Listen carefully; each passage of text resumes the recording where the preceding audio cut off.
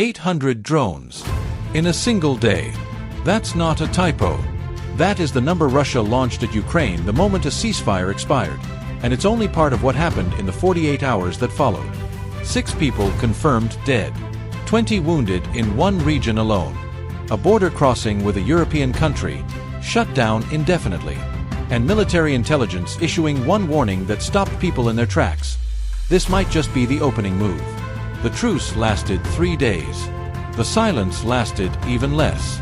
Here is everything that unfolded, and why the next few days could matter more than anything we've seen in months.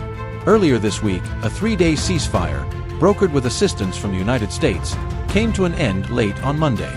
During those 3 days, both sides reported what they described as violations, mostly along the extended front line. However, no major aerial attacks were launched while the truce was in effect. The skies, for a brief window, were quiet. That changed the moment the clock ran out. As Tuesday began, reports of widespread drone activity started pouring in from across Ukraine. By Wednesday morning, when President Volodymyr Zelensky addressed the public, the picture was already alarming. At least 6 people had lost their lives.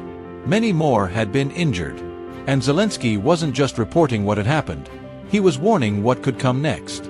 Missile launches, he said, could follow. To understand the scale of what happened on Wednesday alone, consider this. Between 8 in the morning and 6:30 in the evening local time, 753 drones were launched at Ukrainian territory. That came after an initial wave of roughly 139 drones overnight. Ukrainian air defenses intercepted many of them, but 27 struck their targets directly, and debris from another 26 fell across populated areas. That's not a skirmish. That's a sustained, coordinated campaign designed to overwhelm. And that's exactly what Ukraine's military intelligence warned was the strategy. Their assessment was direct. The first wave of strikes appeared specifically designed to saturate and overload air defense systems, clearing the way for something heavier to follow. Massive missile strikes, they said, could come next. The drones weren't just weapons. They were a door being forced open. By Tuesday alone, 14 Ukrainian regions had been targeted. Dnipropetrovsk, Donetsk, Kharkiv, Odessa, Kherson, Zaporizhia, Poltava. The attack stretched from the east all the way to the south, covering enormous ground. In Dnipropetrovsk, officials recorded more than 30 separate attacks across 3 districts in a single day. 8 people were killed, 11 wounded, dozens of homes damaged.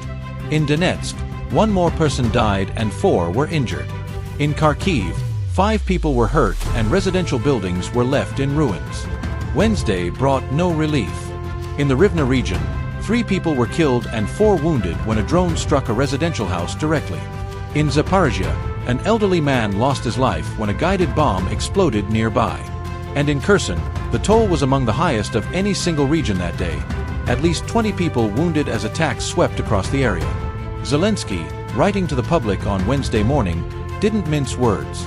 Russia, he said, was purposely targeting Ukraine's railway infrastructure and civilian facilities. Not military installations. Civilian ones. Ukraine's military intelligence echoed the warning, describing the strikes as potentially protracted. A word that signals this isn't a one-day escalation. It's a posture. Then came the detail that caught international attention in a way few expected. Russia struck the Zakarpattia region, the far western edge of Ukraine, bordering Slovakia. This region had been considered one of the quieter parts of the country throughout the conflict. Its border crossings had remained functioning transit points. That changed in a matter of hours. The Slovak government responded by closing the land border crossing with Ukraine indefinitely, citing security concerns. Think about what that means geographically. This wasn't an attack in the east, near the front lines. This was a strike that reached all the way to the border with a European Union member state, close enough that a neighboring government felt compelled to shut its gates.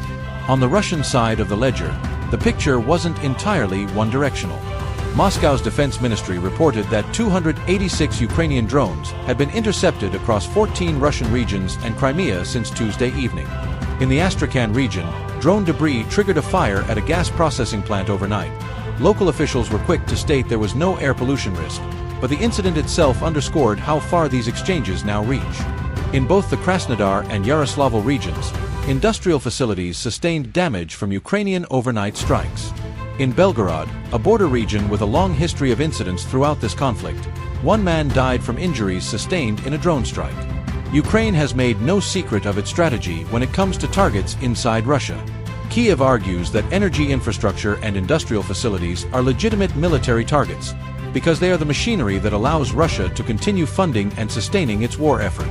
Whether one agrees with that calculus or not, it reflects a conflict that has long since moved beyond a simple frontline battle. That is where things stand right now. A ceasefire that lasted 3 days. An escalation that began almost the moment it ended. Hundreds of drones in the air, regions across an entire country under fire, and a warning from military intelligence that the heaviest strikes may still be ahead. The next few days will tell us a great deal. Whether diplomacy has any remaining runway. Whether the scale of these attacks represents a ceiling or a floor. Stay with us, because this story is far from over.